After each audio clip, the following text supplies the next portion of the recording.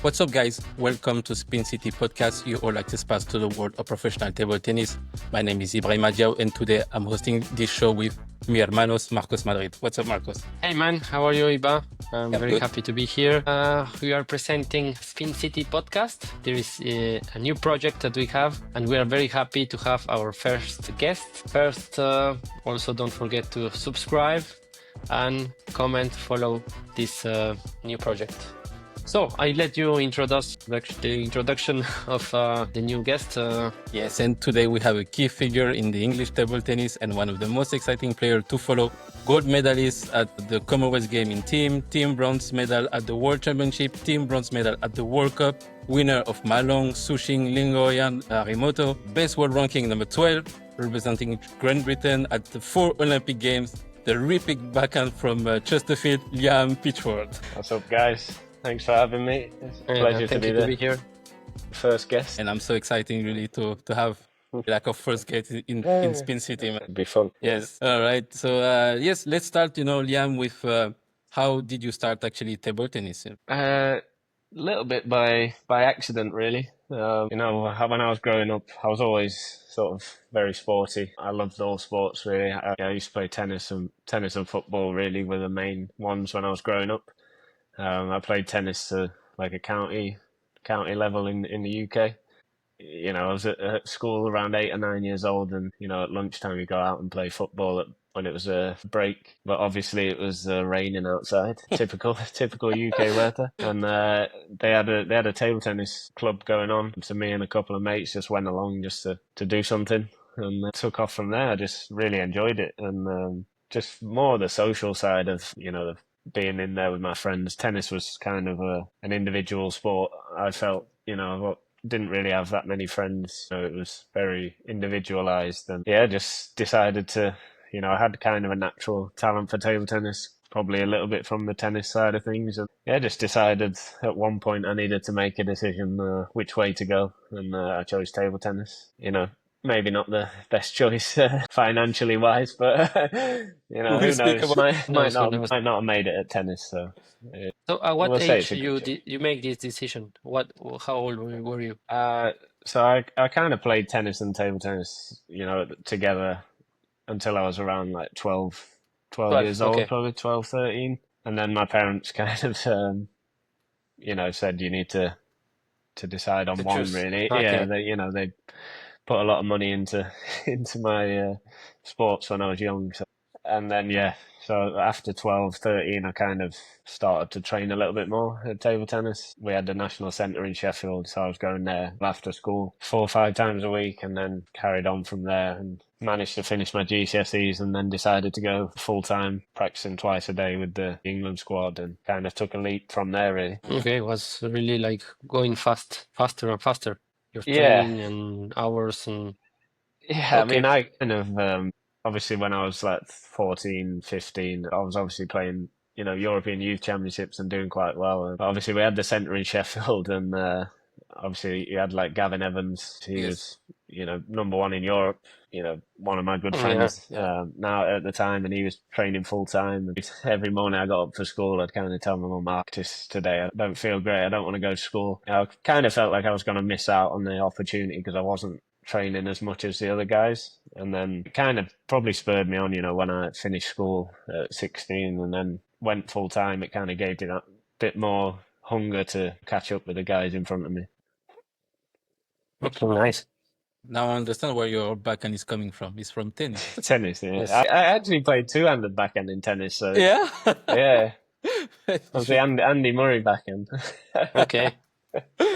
All right. So actually, you decide actually pretty early that table tennis was your thing. That you say, okay, I want to become like maybe a pro or in table tennis. Yeah, I think once I made the decision, to not play tennis anymore, I'd had some fairly good results in the youth cadets and juniors. And obviously, at 16, I kind of had to go full time, really. Otherwise, I felt like I was going to lose my opportunity. And we had a good setup at the time. We had a lot of money pumped into table tennis in England before London 2012. Okay. So we had 2 Chinese sparring partners there every day. Yes, nice. So In at the time Sheffield. it was, yeah. Okay. At the time it was, I would say probably one of the best places in Europe. And then we lost the funding and it all kind of went downhill. Yes, I feel you. Okay, so yeah, okay, that's good to know. And then of course, like for the Olympic Games in London, I guess that to get ready for that, you maybe decide to move to Germany, or Yeah, so at the time we had our sort of performance manager. He had a lot of contacts around Europe and big European clubs. I think I played a European Championships in maybe 2010, 2011. I played, I was sort of 17 at the time, I think, and I played really well. I think I beat Samsonov and Smirnov at the time. They were big players in Europe, and Big wins, yeah. and then Oxenhausen contacted him and said they were interested, and I couldn't really turn it down. Yeah, for One sure. of the best clubs in Europe. So decided, at 17, I just had to go for it. Yeah. I think my mum was a bit worried that Yes. moving out there on my own and stuff, but I kind of, in my mind, I'd already made my mind up. So. Okay, so yeah, it come pretty fast actually. When you had the offer, you just say, okay, I have to go for it. Yeah, because I actually at that time, I mean, Oxenhausen now, of course, but it was one of the best club in Europe and one of the best centers also. Yeah, I mean, it was unbelievable. Like, for me to have the opportunity to go there at my age, at the age I was, and probably the level that I was. I was pretty good in the juniors in Europe and the world. I'd got to the quarterfinal of the World Junior Champs and stuff like that. But I was still a lower level than in the train set. You had the likes of Freitas, Kishikawa, Kamal at the time, Apollonia. All these guys, and I was coming in at 17, 18. So, yeah. That's a strong group, yes. What a great group that moment, yeah. And you were actually in the team also with Ryo Sung-min, I think. Yeah, so I started off, my first year was with Tiago, Apollonia, Skachkov and Gashina. Yes. And then, for me, it was just a learning experience. I didn't expect to play many matches, and, I was just there to, practice as hard as I could, every day. And it was, I don't know if you've been to Oxenhausen, but it's a very small town in Germany. Yeah. Yes. There's about 8,000 people, I think, live there. So it's There's pretty only much one ice cream shop that's famous there. Yeah. It's a good ice cream though. Pretty much, you go and practice and that's it. There's not a lot to do. So, for me at that age, it was perfect. Just be in the hall, 2-3 times a day, practicing with the best players in the world. And, after the first year, then Roo Sung-min came, and I mean, what a guy! Yes. Absolute legend. I learned so much from him. Not just in the practice hall, but in everything really. And so finally, how many years do you stay in Oxenhausen? I did 6 seasons. I think 5 or 6 seasons. Okay. Yeah. That's a lot. Yeah. Quite a lot. Yeah. It was, and then it was. At the time, it was time for me to move on to new challenges. But what actually did you learn? Like, there were actually a big change, from training in Sheffield and then going to Germany. Like, what's they have? How was the training, the approach, like the day-to-day training in Oxenhausen? It was a big change from Sheffield. Not like massively. Obviously, in Sheffield, we had a Chinese coach who, I would credit him for making me the player that I am. Really. Okay. Obviously when you're young, you need to do a lot of work, sure. on the table, a lot of hours, and we did that. And when I moved to Germany, it was more, I would say, specific. I had Dubravko Skoric was a coach at the time, and for me, he was one of the best technical coaches in the world in the hall. Like, he was unbelievable in the training hall, and I lived like in the apartment above his. So every day, like, he'd tell me he'd go into the hall at say 7:45 in the morning, and we're gonna do specific work, just me and him, or we'd bring somebody else. We'd do like semi balls, as we call it in England. So you have 2 players, but it's kind of multi-ball, but you actually play. Yes. So it was, I think that was the main thing for me, just to learn a little bit more about how to understand the game and how to play. And how to win, really. And where is him now? Where is this coach now? I think he's in Belgium now. Okay, Belgium. Last time I heard, I think he's still, for me, unbelievable in the hall. I'm sure a lot of players that have worked with him will tell you the same. And actually, do you think that, for the young players that are listening to us, like, it's actually necessary to have one period where you kill yourself at the hole? Like, you train every day, like, you just make a lot of footwork, a lot of technique, a lot of multi-ball? Yeah, I think when you're young, for sure. I think, you need to put the hours in, really. Obviously, you need to have a strong base to develop your game from. Maybe not as much nowadays, but definitely when we were young, it was more of a necessity. Obviously, table tennis has changed a lot, even in the 15 years since I was cadet or whatever. Especially, with the new ball and the new systems, it's probably not as easy to find the time to actually have big blocks to do that. True. There's Yeah. so many tournaments nowadays. It's tough to find time, but True. I would say, yeah, when you're young, for sure, you need to do a lot of footwork and a lot of hours on the table.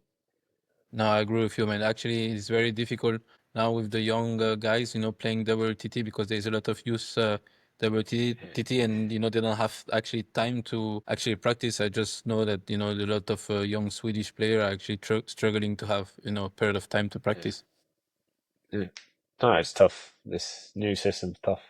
In 2012, you have the Olympic Games in London, and you were what, 18, 19 years old? I think I just turned 19. So how was, your experience being, just a young guy, 18 years old, playing the Olympic Games at home? It was crazy, a little bit surreal. Yes. Obviously, we knew we'd got a team spot because of the host country. Yes. The couple of years previously, I'd cemented my, sort of place in the team. It's, behind Paul. I was sort of number 2 at the time, so I was still a little bit worried that I wouldn't go. I'd proved myself that I probably should have the chance, especially being the youngest at the time. Yeah, but it was crazy. Like, I remember walking into the village and, being stood next to the likes of Chris Hoy in the lift and Anthony Joshua. I'm talking to these guys and On out the for their gold stars. medal bouts, and I'm sort of there, just bright-eyed, sort of just trying to take everything in. But yeah, it definitely spurred me on to want to qualify by my own right for Rio. And who were the other players that were fighting for this spot in England? Like So Bagley or maybe. yeah, Paul. I mean, Paul got the single spot. Yeah, Okay. he was It was number only 1 at one the single time. spot? And then there was me and Bagley played the team, and Okay. Okay. And then Darius number 4, right? yeah, so it was sort of between him and Danny Reed at the time. Ah, Yes, yeah, okay. correct. Yeah. Yes, that's true. Danny was probably should have been reserve. It Yeah. depends. Obviously they weren't going to play anyway, so it was. But yeah, it was sort of between us. Gav was, I think he'd been injured at the time, so he wasn't really back to full fitness, so he wasn't really in the conversation. But yeah, we had, back then I think we had definitely had stronger, more strength in depth in England. It was definitely tougher back then. Yes, for sure. Yeah. And then 2 years later, you have the Commonwealth game also in Glasgow. It's also a little bit home at Yeah, home too. And you managed to make silver in team and bronze in doubles, right? bronze in singles. Bronze in singles, sorry. Yeah. Yeah. Yes, and but actually, I'm French, so I don't know how big is Commonwealth game. I just know that from far, from Everybody experience, says it. for it's such a big tournament actually. And actually, just can you walk me through the Commonwealth game? Uh, Like how I how mean, it's so big, It's like small Olympic Games Yeah. in yeah, like the yeah, region. yeah.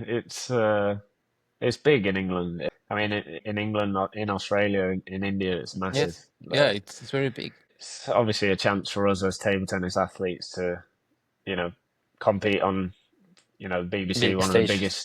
biggest channels in the UK, and compete for medals. For us, it's like, huge. You've got that opportunity to showcase yourself a little bit more. Obviously, it's not as big as, say, Olympics and stuff, but for Like it us, sounds as big as. yeah. I mean, I think we try and make it as Okay. big, but it's definitely gone downhill. Obviously, the next one they've had to cut it to only 10 sports, and I think people are not really making any money from hosting it, so they're not willing to host it anymore. So Okay. it's kind of a bit sad, really, that Okay. table tennis won't be in it next time. But Okay. yeah, That's good. Okay, that's sad actually, because you have actually great athletes, and in India, for example, in England, and yeah, this. So it's actually very sad to. Yeah. yeah. It's for table tennis, it's quite bad, really. Yeah. Yeah. It's especially in England. Yeah. Yeah. For sure. Yes. So how many medals in total you have from Commonwealth?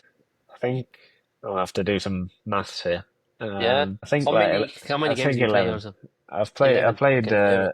I played four. So my first one I was 17 in Delhi in 2010, Okay. and we we won silver in team. Nice. I actually beat Gowning in the team final. Wow. So he Nice. was That's like big. top 15 in the Big world. That win. was like, That's big win. yeah, that was probably my first big win at the time Yeah. over a world renowned player, and I Yes. won bronze in the doubles then with Bagley. 2014, I think. Again, we won silver in team, won silver in mixed, and bronze in singles. So that was three. Okay. Gold Coast again, I think I won three, and then Birmingham again three. It was. That's Full a lot I of package. medals. didn't quite get the gold in singles that I wanted, but Yeah. hopefully they bring it back and I can do it again. Yes, man. That is what we wish for you. So at the end, of your journey in Oxenhausen, you played the World Championships in Malaysia, and me, I have one picture that coming in my mind is you against Simon with three ripping backhand, and the last one with your knee on the floor down the line. And then I was looking this match and of course cheering for France. I was like, what the hell is this guy? So it was actually crazy. And then of course those semi-final match against Japan, like insane matches, like all of them, crazy atmosphere. So was it like one of your best experience? Yeah, for sure. Definitely in table tennis, like because it was just. I mean, nobody thought it possible. I don't think we thought it was possible to win a medal. We went in there. I remember it was just crazy lead up to it. Really, I wasn't. I was obviously having some problems in Germany and not feeling great. And then I remember we went to Singapore for a training camp.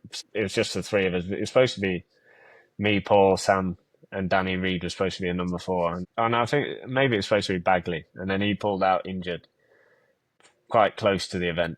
So then they asked Danny, and I think he declined to come.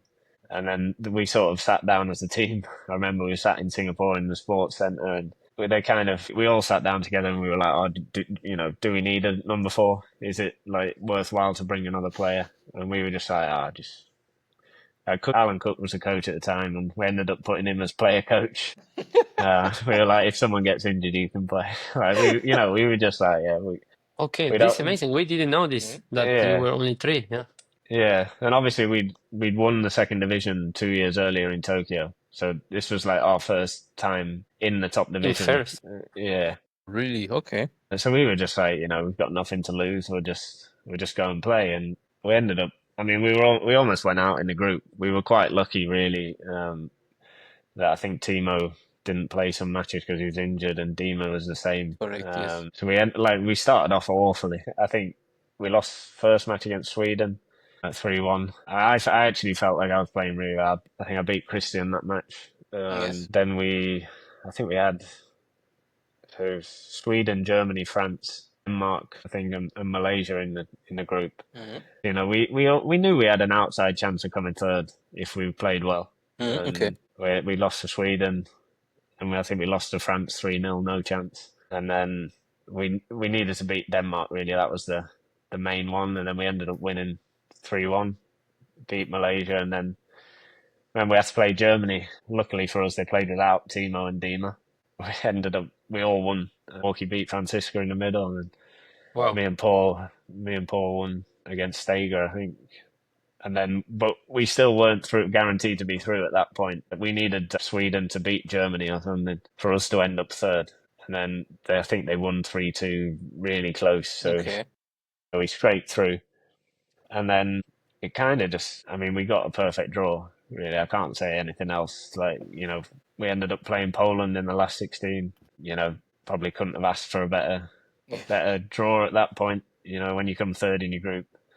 Ended up having an absolute battle with Poland. Paul played unbelievable, 1-2, I won 1. And then, it was France again, quarter-final. I think, they probably thought, they've got a medal here. Honestly, I saw the same. I think, from what I heard, a couple of coaches from France, or one coach at least from France, flew out to Malaysia. Yes. Just to watch them win a medal, and I know. I think didn't go quite to plan for them, but it was a crazy match. Really, I just probably played the match of my life, especially with the pressure that was on, and it was something we never thought possible. I think we were 3 solid players. We weren't lighting the world up at the time. It was always me and Paul. We could on our day beat everybody. Sam was in really good shape at the time, and He was on fire. Yeah, it kind of it was just meant to be. It was probably my best sort of experience in table tennis, especially after, like, I remember coming back to hotel, and The feeling. I'm not going to say it. Obviously, not everybody wanted us to win, but when we came back to the hotel, it kind of felt like that.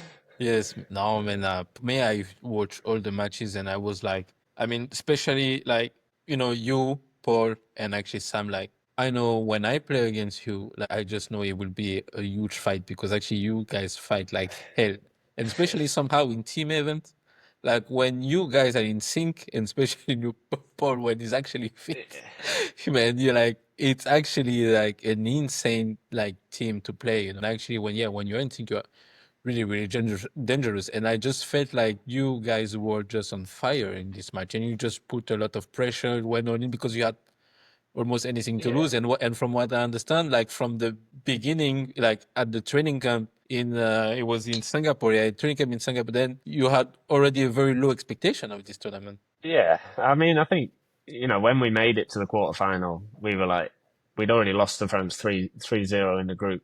We were like, okay, let's just see. And then, we were like, anything can happen. They're going to be nervous. All the pressure's on them. They've already beat us this for a medal. We're not favourites at all. I think I played Manu first match and won 3-0. I don't particularly like playing him. He's difficult to play for me. Okay. But I ended up winning 3-0, and I think that just gave us a massive boost. And even when we went 2-1 down, I think we all still believed that we could win it. I think, yes, the difference about this match, I remember also that you really have a different face that the French team. You were only fighting like in the present, and France was like really ups and downs, like sometimes they're scared, sometimes waiting is some results come good for them. Some you were fighting like crazy, but really with no expectations. But as Iva say, you were like really strong team. We can feel it, that they were scared.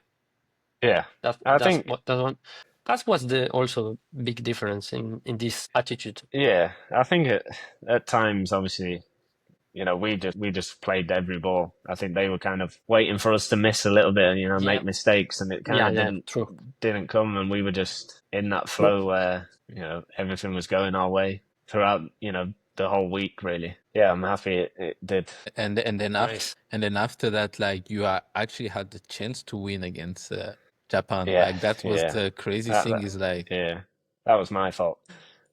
Man, like this match against Mizutani, it was crazy. You were up, no? Yeah, I was up 2-2, 9-6 against Yoshimura. And I was up 2-1, 10-7 against Mizutani. And probably the moment in both the matches got to me. I was kind of thinking a little bit, maybe, shit, we could be in the final here. We even played China in the final. And a little bit of inexperience maybe at that level. Yeah, it just got away from me. But, I think from that moment on, we sort of proved as a team we can beat the best teams in the world. And we continued to do that for, quite a few years after. Because, like you said, team spirit was kind of indestructible, really. We just believed, even if we weren't all feeling great, or we weren't, playing at, or hadn't been playing as well as we would have liked to have played, once we got to that team environment or World Team Cup or World Champs, we just became a different team. We definitely overachieved, I would say, massively as a team. Yeah. Yeah, I believe so. And also, what about the feeling when you play again against France in Rio? Because also you have this draw, maybe also you feel confident. I don't know what was the feeling in this match in Rio. One second, let me add that it was also a different system because at that time, Yeah, it had Yeah. double yeah. also. So the system we felt wasn't great for us, the Okay. Olympic system, because obviously me and Paul we would probably believe we were favourites in the doubles, but obviously if we played doubles, then Sam would have had to play two singles, and True. we were debating whether to go that route or not, or what was sort of the best way to go about it. So in the end, Sam and Paul played doubles. So it was kind of like we obviously knew that they wanted to get revenge, especially at the Olympics. It was kind of, I mean, we were dead and buried. I think I was match point down against Tristan. Yes, true. In the fourth match. We were 2-1 down, and somehow I won. And then in the last match, Sam against Simon I think he was 10-7 down. I think he was 7-4 up in the fifth, and then he went 10-7 down and won 12-10. Oh, crazy. It's happened again. Like, Yes. it Crazy. was mad. And it was 2-3 months after. No? Yeah. Fuck. Yeah, it was kind of, that year was definitely a good one for us. Yeah, I mean, So, really, it's very strong to have like bronze medal at World Championships and after quarterfinal at the Olympic Games and have the honor to play against China. I mean, if you would have played against another Yeah. team, maybe it would have been different actually, but that was crazy, yeah. Yes. And yes, so and in singles, who did you play against? It won my first match. I can't remember. I played a guy from Uzbekistan, I think. Okay. And then I played Jung Young Sik in the last 32. He was on fire in this Olympic. Yeah. Yeah. He was always a tricky player for Yeah. me to play, and Okay. I think I lost 4-1, but Mhm. it was no chance. He was Yeah, too good. He was too very good. I mean, he had a chance against Marlong. I think. Yes. well, Yes. so And big also, chance. yes. And also in team he didn't beat Zhang Shike. Can't I don't know, remember. but I think Too I far think back. he beat. Yeah, I I think he. think maybe yes, yeah. Yeah. Okay. And so it's funny because you actually said that it was actually a crazy year, with Team England for all this tournament.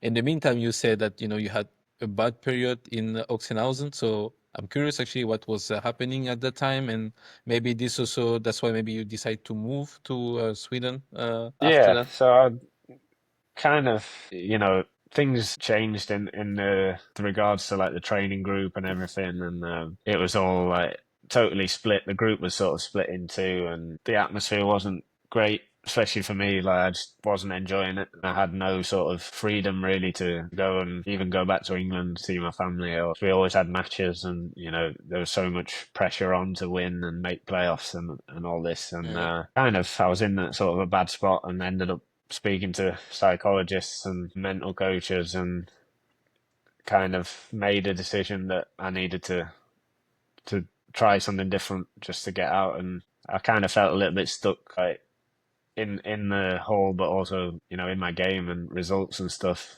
And I felt like I needed something different. I needed to go and try a different environment, a different practice group, just try and express myself a little bit more, because I kind of felt like I lost that a little bit. And yeah, just ended up moving to Halmstad. That's where we met up and Yes.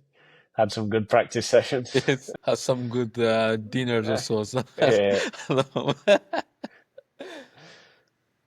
You want to add something, Marcos, before we? No. I think after Oxenhausen, you moved to Amsterdam. Yeah. Then why Amsterdam? Maybe you have other players over there. You had me. That was the Yeah. most. Okay, Yeah, you have big the man. best. That's How many what years you stay there? Yeah. I spoke to a lot. Our coach at the time, sort of, obviously we had good relationships with Sweden and everything, and I'd known Ticken Carlson for a long time through the tour, and I spoke to him a little bit, and also to Pegarel and Okay. Matthias. They were practicing there. We had a good group. It was an unbelievable group. Yeah, very I good thought, group. like, when I first went there, it was, for me, the best choice. There was probably, what would you say, either like 10, 12 players of a good level practicing every day. And yeah, I stayed 2 years, and then towards the end, I kind of felt like it dropped a little bit. It Correct. wasn't the training dropped, the training intensity probably dropped a little bit, and Correct. the coach's sort of enthusiasm maybe dropped a little bit. And I'd known obviously Linus Manstern he coached me as a junior in England. Mm-hmm. I used to live with Jonathan Grott in Oxenhausen when I first went there. So he was always asking me to come to Copenhagen Mm-hmm. and practice there. And obviously Iber made the move, and I was like, yeah, let's go. I need something different again. Copenhagen was obviously a little bit of a smaller group, but I would say more focused, more specific. When I went there again, I improved massively. I started probably the best couple of years of my career, Yes. I would say. But I mean, actually, when you came to Hamstad, you were playing in Enneborn, and you actually, I think you were one of the best players in the league, I would say. Yeah, Maybe. yeah, I Maybe. was playing good in pro A. Yeah, Yeah. one of the best Yeah. probably. And do you think the fact to actually have another environment, maybe like a couple of friends, and just being happy again, make you play better? And the fact that you said that you were actually a little bit stuck and you couldn't have your own schedule, and the fact that now for the first time actually you were playing in one club and practicing a little bit on your own, it helped you develop as a player and as a man. Yeah, 100%. I think it was, for me, it was the first time I'd kind of had an opportunity to figure out sort of how I want to approach sort of practice and time on the table. It gave me chance to explore, you know, how I wanted to play the game more than, just having a coach set me exercises and, that was it. And it also gave me a chance to have more freedom off the table and just do things that I liked, really. Yes, it's important. Obviously having you were there, Dave Macbeth was living in Eslov at the time, so I saw a lot Yes, of true. him. Tom was there, so I had obviously more friends around in Halmstad and Copenhagen. Yeah, I think I obviously started working with psychologists and stuff, and it just gave me a new outlook on table tennis and where I wanted my game to be. Yeah. Yeah.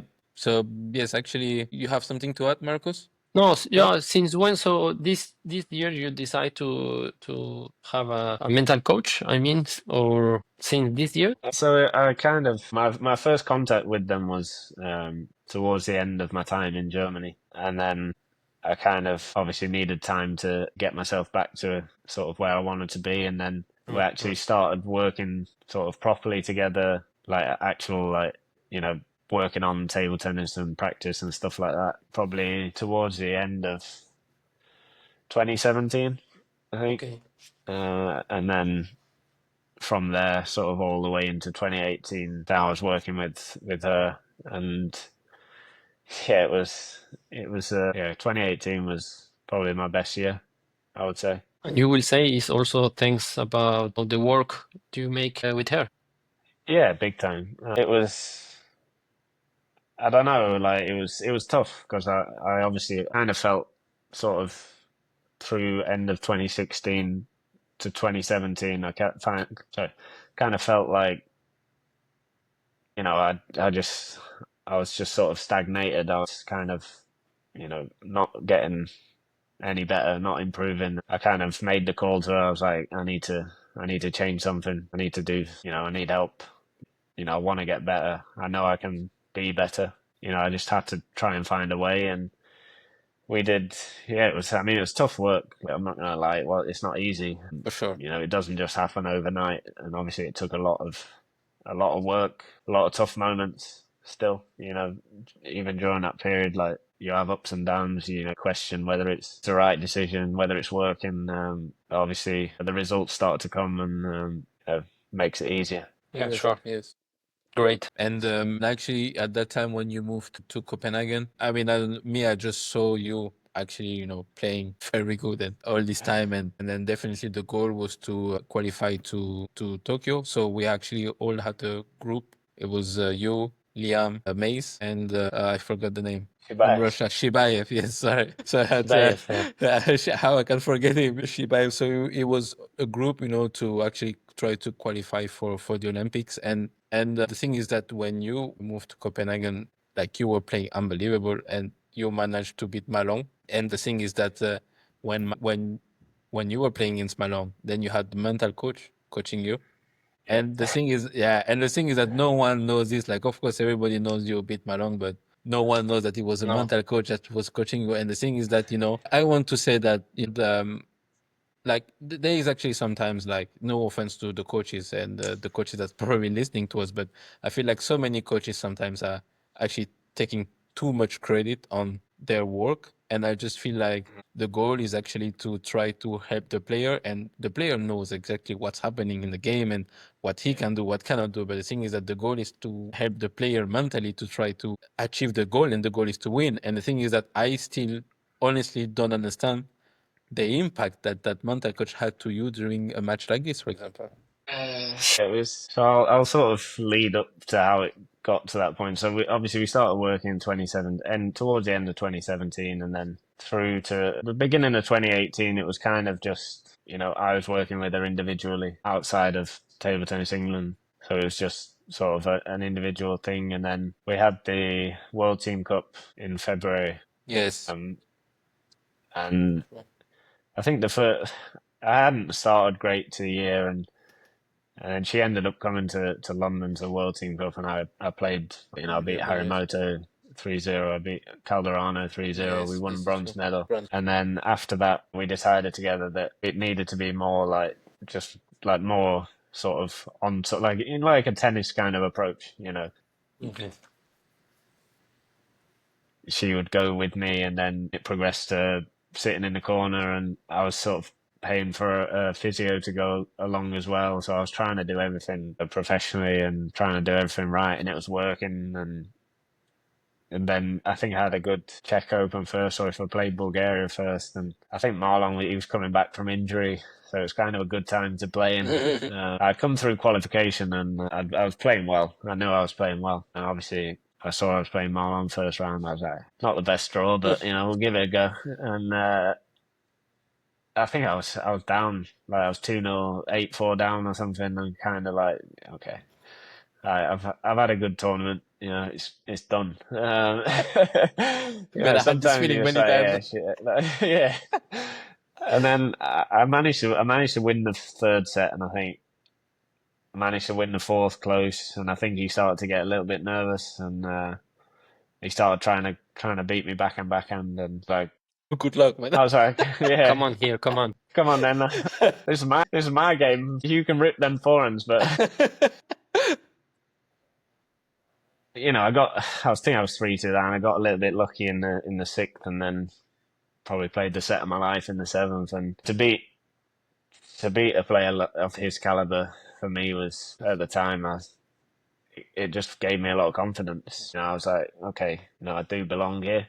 There's not many European players that beat him, so I was like, okay, I can still do something.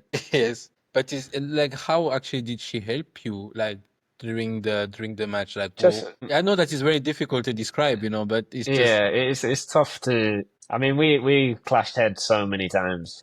yes, And she'd probably agree. Just some things, you don't agree on, but the ultimate goal is to just find the way to help me perform, really. And she just mainly just tried to keep me calm and confident, really. A lot of the things that I lacked previously was not really believing in myself, not, having the confidence to, let's say, be aggressive at the right time, or be brave enough to, when you're in these close moments or big moments, to actually perform under the pressure. And I think I'd probably say that was the main thing, just keeping me calm and believing in myself. yeah, because Yeah, I think from outside, all the players have, okay, I have this impression that she was there, she was like screaming, sometimes too much, like sometimes always like she don't understand so good, but she was like leading your attitude, and she was there for you, like this connection that like all the work like you do together. In the end, Yeah. she was there, and you were following also Yeah. like we feel this like from outside. So yeah, sometimes you don't need maybe tactics. You were following your feelings, your Yeah. head, and just flow in that direction. I think for me, it was, I wanted to, at the time, have a different perspective, on table tennis, like someone from outside that's not really been involved in table tennis to look from their point of view and see what, obviously she'd worked in other sports before, but to come into table tennis and, because when, you've worked with coaches that sit behind the table and see it their way, and that's the only way they can see it. That's not Yeah. being disrespectful to some coaches, but that's just how it is. Yeah. I wanted a different view on things from somebody that's not spent their whole life in the table tennis hall and not spent their whole life watching table tennis, just to see where I can make these small improvements. And I had a lot of people in my ear, what's she doing in your corner? Why have you got a woman in your corner? Like, she doesn't know anything about table tennis. Just for me, it was just an outdated mentality. Like Yeah, true. if somebody's good enough to help you, get those extra points that you need, or if someone's good enough at their job, like, it doesn't matter. Like, Um, I don't care like who sat in my corner. If they're gonna help me, if I believe they're gonna help me, then True. True. like, exactly. I mean, I feel the same way. Like when I play, I just feel like I want someone that want my own best interest and want to yeah, help me no matter what, instead of someone that is behind me and for his own interest or for his own ego, And I just feel like, like, and as you said, like, she's doesn't know anything about table tennis. She's worked for many other sports. And actually bring another point of view. And I feel like sometimes this is the thing that we need, and that we are so caught up in our world that sometimes it's very good, to have, okay, like, it's funny that she's saying that way, yeah, because, she's coming from outside. yeah, And I think that is a very good insight that you are giving us here, and also for the listener here, is that it's good to have another point of view, from outside. yeah. I mean, for me, it was more at the time like I wanted to get as much perspective as possible, like, from whether it be technical coach specifically for table tennis or somebody else helping me with how I move, or fitness coach or whatever. And I tried to build a team at the time around me that I thought could help. There was some clashes obviously that arose from that. Obviously you've got egos everywhere. People think they know better or think other people don't know anything. So it was, it worked for a while, which I was happy with, and then it kind of blew up a little bit. Yes. Yes. Yeah, that's how it goes. Yeah, and during this year, like this actually this Olympic run, I mean, you were doing like really good, and I remember this tournament before COVID. You went to the final in this Pro Tour in Qatar, where you beat Shushin, and you lost 4-2 against Fan Zhendong, I think. Yeah, it's a tough match, close Yeah, match. it was like a insane, Wow. insane tournament, and at that time you had Gavin that actually just moved, that just became a coach for the national team, and as you mentioned before, he was one of your good friend that you were practicing together when you were a kid, and having him in your corner is definitely something that helped you at that time. Yeah, it did. Obviously, he was new into the job. We had someone, Marcos Madrid, that Yes. you probably know well. He was our coach for a while and then ended up stepping down. And we were looking for a coach. And obviously, me and Paul spoke and sort of put Gavin forward as a candidate. Obviously, we'd known him for a while. He'd been coaching for a long time in England. Yeah. Okay. We felt like we needed somebody that we could trust really in the corner at the time. And, someone that we knew would always have our back. Like you said, that's what you want mostly. That this, whatever happens is always gonna back you to the hills. Yeah. I had a crazy 2 weeks again before Qatar. I think I was in Japan. I was playing T League at the time in Japan. Okay. Obviously playing against some really good players week in, week out, and we finished the season. I flew straight from there to Hungarian Open, played really well, ended up getting to the semi-finals there, Okay. and then played nationals, championships, won that, and then flew straight to Qatar. And I was just kind of riding a wave again at the time, and I'd been doing a lot of Crazy specific year. work with Gav and everything, and got to Qatar, and I was just again, felt like I was just seeing the ball like a football. We say like when you seeing it like Wow. a Yeah. football, can't miss it. And yeah, I mean, it took fans and long to stop me there, and obviously got literally the day after I got back from Qatar. I think had a couple of days. Went to train with Dave Macbeth and ended up having to leave because we've been locked down for Yes, yes. COVID, and kind of derailed everything a little bit, to be Yeah, you honest. feel that way? Yeah. Yeah, big time. I think COVID came at an awful time for me, really. Okay. Felt Mm. like, obviously, Qatar, it was like 3 months to the Olympics, Yeah, true. 3 or 4 months, and I felt like I was in the form of my life, sort of riding a wave. And obviously, in the UK, locked down for like 3 months, couldn't really practice. True. Was going a bit crazy. Being in, obviously, I'm used to traveling a lot, and just being stuck at home all day kind of affected me a little bit. And yeah, since then it's been a little bit up and down. Because actually, January 2020, you actually decide to move back to England. Then, and when you said, earlier, let me find again that you said that you were actually trying to make your own setup, with a physical coach and physio and mental coach and this. So this was your goal to say, okay, like before the Olympics, I go home with my own team and then prepare for the Olympics. And then as you can see, you play Hungary, playing good Yeah, in Tilly, then in Qatar, and then you say that everything stopped. So you felt like there were a little bit, a break in this chain. yeah, a big break. Yeah, kind of. Yeah, obviously, I decided to move back to England because I'd lived 10 years outside of the UK, Mm. and we obviously started to have some form of a centre back up in the UK again, and I kind of felt like it was time to just come home, and I felt like I had enough good practice that I could get back in the UK. So I was like, okay, I can do that there, and then I'm away at tournaments a lot anyway. I can go to again back to Copenhagen for a week or so if I need to. Yeah, and then COVID happened, and everything just kind of came to a standstill. And then since then, it's been a little bit, stop start. Like, I haven't quite found where I wanted to be since then. So since that day, you feel like after COVID, you maybe lost some feelings, or is something missing, or what can you say about how can you get back to this shape? Is physically, mentally, maybe everything together, maybe living outside of, I don't know. I think it's probably mostly mentally. I mean, we locked down for like 3 months the first time and wasn't really able to practice at all during that period. And obviously, then coming back, no tournaments really at the time, and just the Yeah. whole not really knowing what was going to happen was kind of a bit of a killer. Yes. Yeah. Kind of, and then since then, I don't know, really, it's difficult to Yeah. put an exact finger on it, but Yeah, I understand. at times there's been a lack of, definitely lost a little bit of love for the sport. You know, kind of not going to go into too much detail with the new systems and stuff. We'll Kind come of back to definitely that. Don't felt worry. like, Don't worry.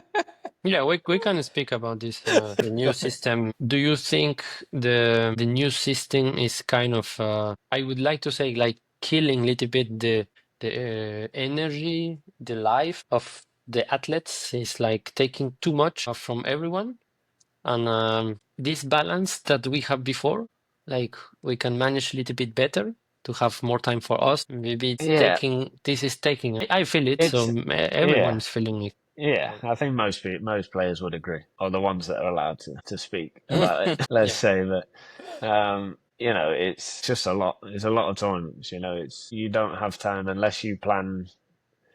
And obviously, for players like us, you've got to earn a living. So you're obviously playing for clubs in Europe. You got to play your club matches and earn a living. And the schedule is just crazy. Before, we kind of had, you'd have 3 weeks in Asia. You'd have 3 tournaments, and then you'd have a break. You could go back and practice. You'd have a block of say 3 weeks, and then you'd have 3 tournaments in the Middle East, and now it's kind of like you 1 week in Asia, and next week you're back in Europe. You're playing another big tournament, and you feel like you're always chasing. You've got to chase the ranking points. You've got to chase the prize money, Qualification. yeah, qualification for Olympics and stuff. And I think it was tiring. It definitely took a toll on me, especially leading up to Paris. Obviously, with the points and everything that you got to chase, That's crazy. just going from tournament to tournament. And when you're not feeling good, you don't want to go to the next tournament, and then you feel, you're going out there. And I was going out there feeling like, I don't want to be on the table. I don't want to Yeah. be on the table right now. Like I don't feel like I've done enough work in the training, or I don't feel like I'm playing well. And then, you've got to play that tournament, and then you lose 3-0, and you've wasted however much money it is, to go there. You've wasted a week, and then you next week you've got another tournament, and you're still not feeling good, and then you go and you lose again. Once you start in that sort of rhythm, it's very hard to come back out of it with this system. And especially as you said, like after and I mean, I just feel like it's often players like our generation, so it's like 90s 80s, that actually struggling a lot We're with getting that. old. That's Yes, exactly. That's the problem. We're getting too old to travel that much all the time, and be in shape, for all these weeks, so it's just like I feel like we have been like implemented, with this ITTF World Tour before, which of course it was not perfect, but yeah. basically, I mean, it could be improved, let's say. And the thing is that the new system came out, and the thing is that we were actually eager to go and travel again and then to play and then to play the Olympics, and we had actually no clear view about our future. And it was we didn't know next month where was the next Yeah. tournament, and everything was coming. It was a day by day almost. We were living almost the day by day, so it was actually very difficult. And the thing is that you think that that's why you had lost little bit the love of the sport. I mean, I will be honest with you, I felt the same. Like it felt like it was Yeah. definitely difficult to Yeah. love the sport. Definitely. I didn't enjoy going away anymore. Like, and now I'm back at a point with, thanks to sort of John Murphy and the guys in table tennis, I've got to a point where, I'm enjoying playing again. But like when, leading up to the 2 years before Paris, I was ready to quit. I would say that honestly. Like I'd had conversations with people where I was kind of ready to just say I'm not doing it anymore. I don't want to do it anymore. I wasn't enjoying it. I wasn't getting anything out of it. I don't know what it is really about it. Obviously the traveling is tough, but like I just felt like there was nothing to. I just didn't enjoy going there. There was nothing to fight for. I don't know. There's no atmosphere in the halls. There was no, Yes. you go there, you pay however much, and you play. You could play 3 sets, and you could be going home. And I was kind of like, what's the point? Do I enjoy this? At the time, I was like, I'd rather be on the golf course. But I agree, because actually, when we go to tournament, the mood is not as joyful as it was No, before. it Like isn't. we are all actually a little bit somehow complaining about this, complaining about that, and I feel like, I mean, my opinion is that we are actually not heard, and all the time, like actually we can, give sometimes our opinion, and we are not heard. Yeah, And I just I feel mean, like the mood in general it was not. that all the players were complaining, and since the very beginning, we just wanted to be heard, and that was kind of what was said to us at the start, wasn't it? Like, the players are, that's the main thing. We're doing it for the players, and then in the end, players aren't happy, and then nothing changed. And obviously, it took until now with Fan Zhendong and Chen Ming, Ma Long making a stand for something to actually be heard about it, which is on one hand good, but on one hand disappointing. Kind of shows if you're not top 20 in the world, you're not really cared about. 200, 500 other players behind that top 20 in the world that are propping up, the sport. Without them, there wouldn't be as many tournaments. And it kind of does feel like it's gone a little bit elitist. I don't agree with kind of the champions of invitational basically tournament.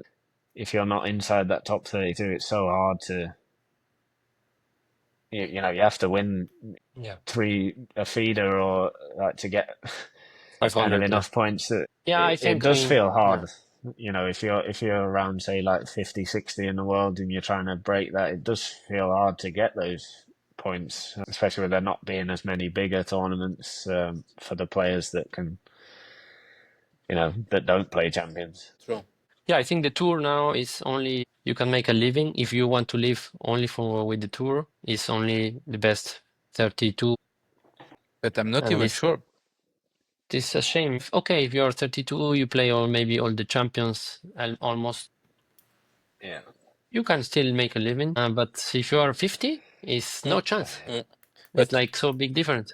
to be honest, I'm not even sure because nowadays the young players they actually bring their own stuff, so they also have to Yeah. pay for their own stuff. And Yeah. This and is extra. the thing that now is actually necessary to have your own stuff, as Liam said before. Like you want to bring your own setup, you invest in yourself, and when you go all the time to the other side of the world and then paying some a 5-star hotel, Yeah, you spend a lot. so Yes. we used to spend a lot. And actually, the cool thing before is that we could always rent one Airbnb. Sometimes I remember that me and my friends, we were renting a nice villa, somewhere and, having fun in the meantime and then playing table tennis. So it was actually a little bit the golden days of table tennis, where it was actually fun. And if you were actually playing okay, you could actually earn some money back. And you just had, to be okay. And I feel like this lost a little bit of this magical touch.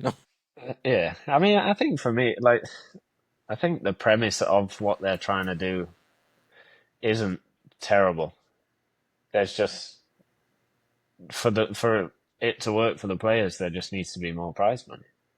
Like for the play, there can't be this many tournaments with the prize money the way it is. You either, obviously they want to go like tennis, but we're not tennis. It took the ATP 10, 15 great. years to get where they are. Like it can't happen in 2, 3 years. Like make the tournaments, I would say more, don't know how to put it, but more sort of lucrative. Make it less tournaments, but make the tournaments more lucrative. And then the players obviously can still play league and stuff, and there's less heavy on the schedule. Or, they put more prize money and the players can just play on tour. That's what they want. And I think most players would be happy to do that if they could earn, or have a shot at earning decent money. Yes. No, I agree. And also maybe a little bit more structure. As you said before, we had actually blocks, the 3-4 tournament in Asia, in Middle East, and after in Europe. So it was actually, you have Asian tour, European tour.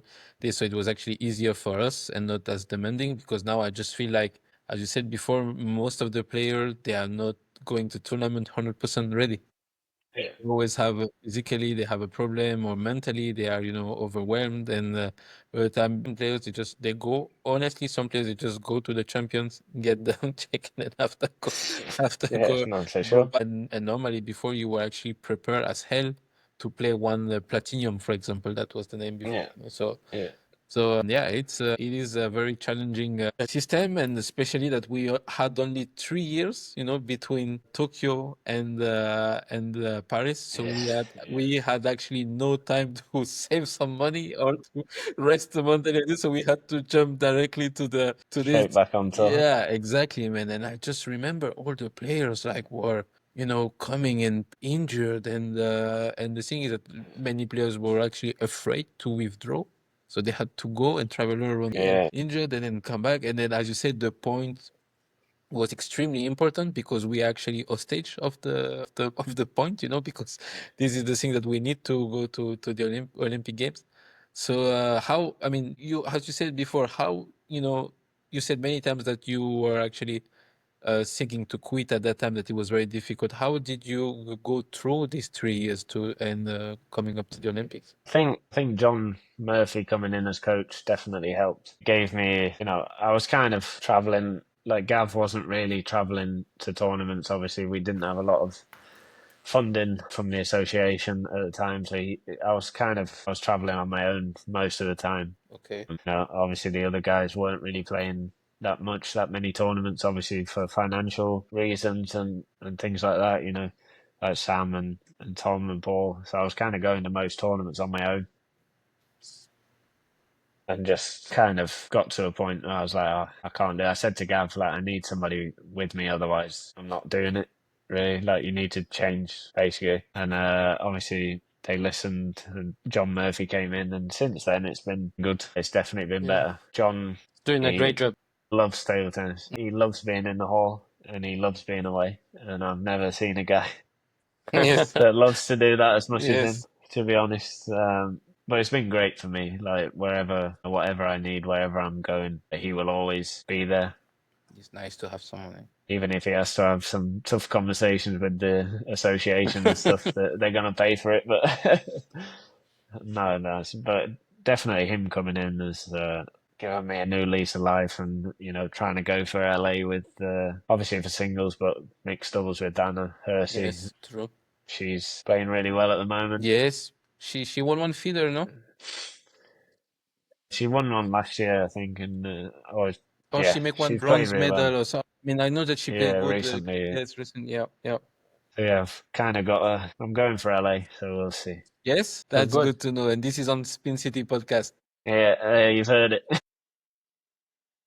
Nice, nice. Exclusive. Yes, man. Nice. So yes, but actually, it's very nice that you said it, because actually, I wanted to ask a little bit. What is your mindset right now? Post Olympic in Paris, and yeah, what is your mindset? A little bit your goals. Now I know that you want to go to LA 28. So yeah, what's I think just sort of trying to keep myself fit. Really, I've had a couple of injuries uh, here and there, sort of now, and towards the end of last year, I had one, and I actually started the year pretty well. I was quite happy with how I was playing, and then few recurring injuries and stuff that I kind of need to get on top of. And I think it's more for me about managing the schedule that we spoke about, just, knowing when I need to be at home, in the training hall or in the gym, and knowing when I can be away for certain periods. And if I can do that well, I think I can manage myself until play pretty well. and what actually, like, what you think, if the schedule is like this, like, what will be, your guideline, to try to manage your schedule? Like, do you have like kind of a plan? Maybe play key tournaments instead, not playing everything. Yeah, I think it'll just be playing key tournaments Yeah. really that I feel, I can really attack. Just trying to look at where I have longer periods, not as many league matches or whatever, let's say, and it'll probably consist of a few more feeders. Obviously, me and Anna playing mixed, so we don't have that many points, so we need to play the feeders. Yes. So that'll be fun. It's kind of given me a bit more enjoyment, trying to do something in the mixed doubles. I feel like we've got an opportunity. Like we've proved we can beat some of the best pairs in the world. So Yes. it's And kind now of a also you good. have this opportunity in doubles. You Yeah, need to yeah, motivate someone. yeah. I'm not sure Paul's got it in his legs anymore. No, that's Like we need to have a conversation. I need to sit down with the boys and see who wants to go for it.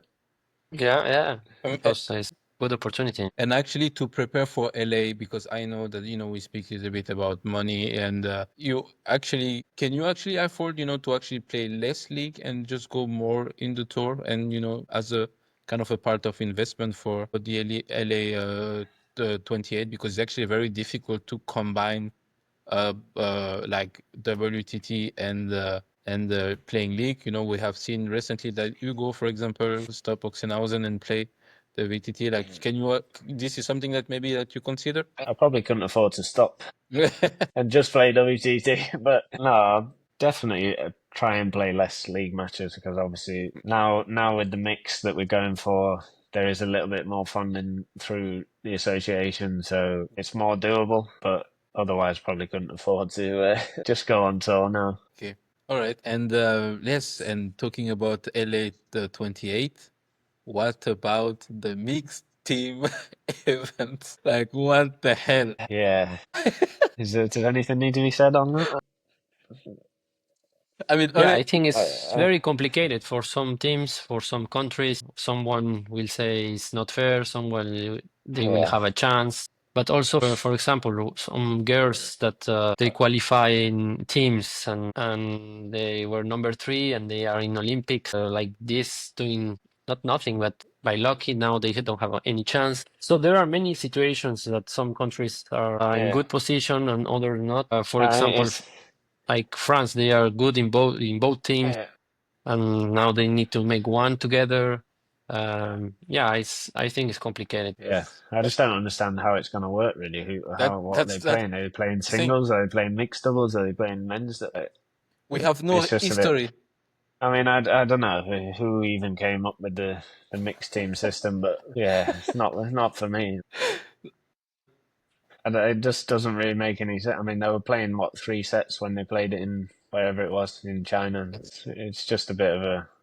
It looks like an exhibition tournament, if you ask me. I shouldn't, you know, don't think it should be in the Olympics now. But the thing is that why not? But the thing is that we have no history in this kind of tournament. We only play two, and the best country didn't bring the best players. So Yeah. it's like we have no history in this, and now in 3 years we have to make a whole system. So how people will qualify, how you will make ranking points. Like there is so many questions, and then now we have to try to find a way to qualify. I mean, it doesn't make any sense. It's even more complicated for us as well because obviously normally we play WTT we play as England or Wales or Scotland, say, Yeah, but in the true. Olympics obviously we play as Great Britain. But it's worked in the past, obviously on the men's side because we've all been English anyway, so our world ranking as a team was just taken. So then we qualified as Great Britain, but we qualified through England. Whereas on the women's side, obviously you've got Anna from Wales and then a couple more from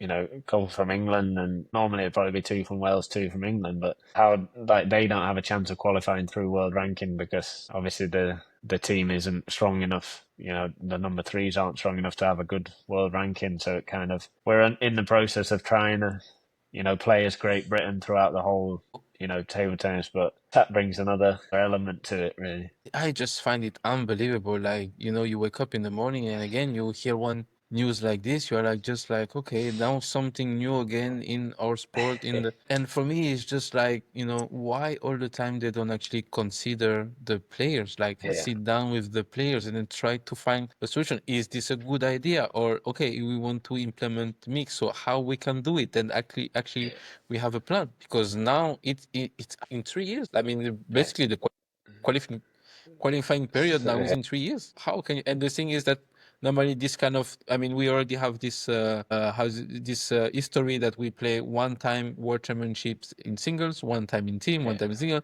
So now what we do with the mixed? I mean, there is so many questions. Like, oh my, Sure. Yeah. it's unbelievable. Like, yeah, insane. It'll be interesting to see what they do. That's for sure.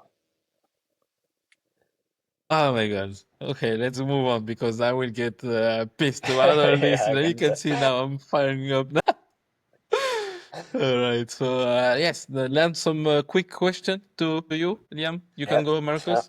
Maybe if you can say the three worst moments of your career, but fast. Not you don't need to explain. Just three worst moments. Tokyo. Tokyo Games. Yeah. Olympics. Tokyo Okay. Olympics. Probably Gold Coast Commonwealth Games. Okay. And probably maybe World Champs. Houston, the last 16 match. Probably the doubles.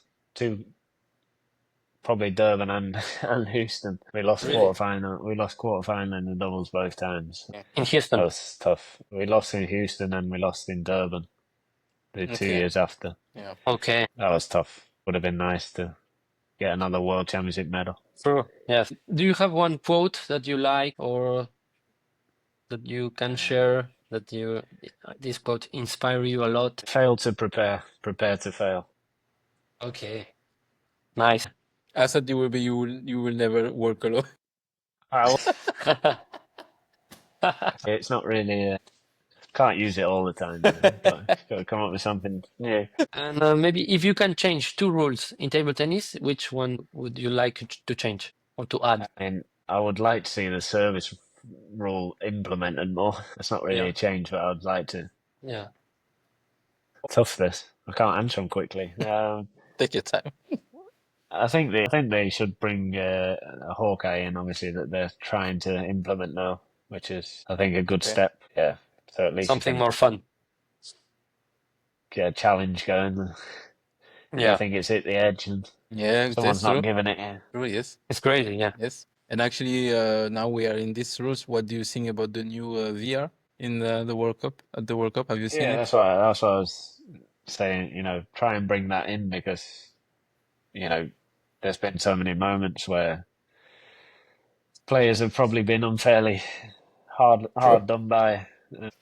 Easy to blame the umpire there and then, but if they've got help, it's a little bit more easy. So I think it's a good step. It's not going to be perfect straight away, but at least something is being done.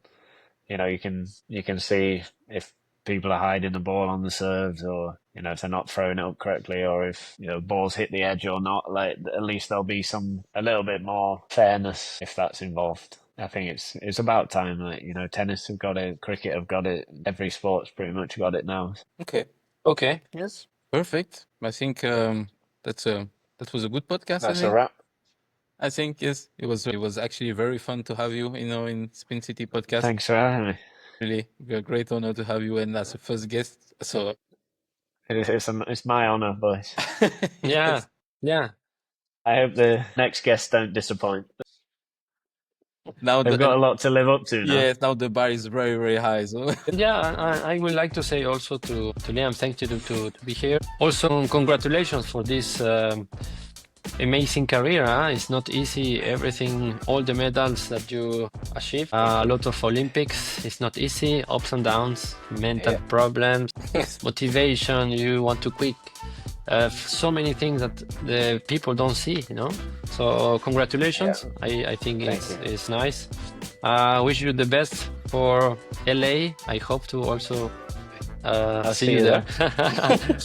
And yeah, see you very soon. Maybe see you in Qatar in World I'll see you there. Championship. Yes. And that's it. So guys, follow Liam Pitchford on social media. I believe that your Instagram is Liam Pitchford, right?